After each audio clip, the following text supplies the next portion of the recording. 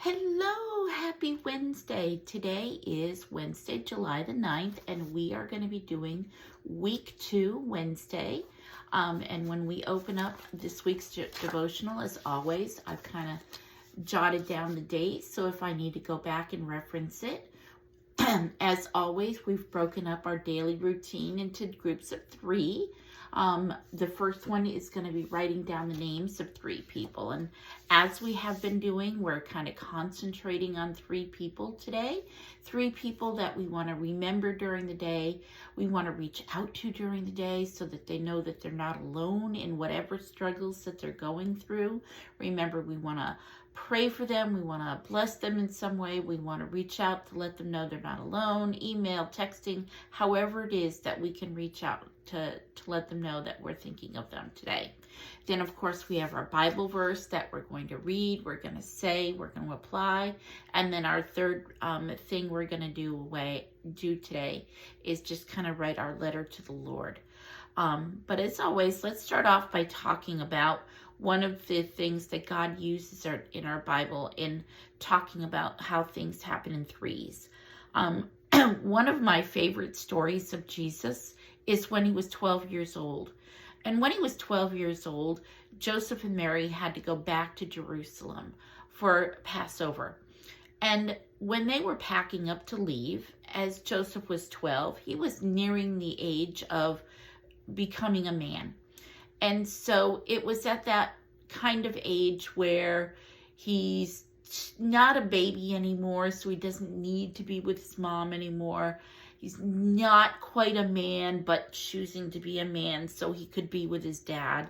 So each one thought that they were riding, Joseph was with the other. It wasn't until their first break stop of the day, as they were traveling home, that they realized neither one of them had Joseph. And that is when they first started to panic. That is when they realized they had lost their precious cargo. So immediately they stopped what they were doing and they searched everywhere, making sure that he wasn't chilling with some friends or hanging out with a girl or anything like that. Once they realized he was not with the caravan, they set out back to Jerusalem, looking for him anywhere along the way, making sure he didn't fall out or stop someplace and get left behind someplace. Isn't that our fear, that we've gotten left behind somehow? So they went back to Jerusalem. They took 3 days.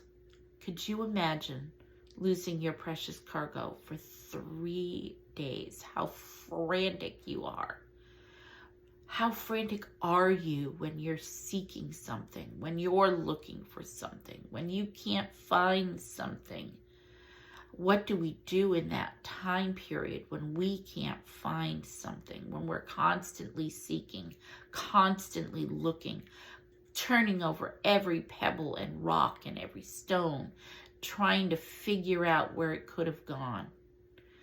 Finally, on the 3rd day, as in with all things, they looked in the last possible place he could be. They looked in the temple. And when they saw him across the way, they were overwhelmed with emotion, as we all would be at the sighting of their son. And what does that 12-year-old do? He looks at them and says, "How is it you've been looking for me for so long? Didn't you know that I would have come to my father's home?" As if, what? Where else would I be? Isn't that how our 12-year-old would have looked at us and been like, "What do you mean you've been looking for me? I've been here the whole time.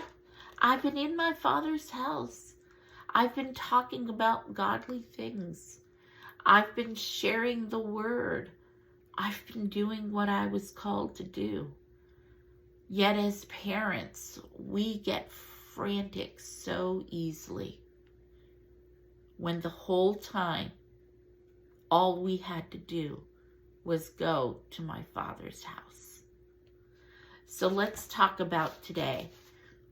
Who are the 3 people that we need to bring to the Father's house?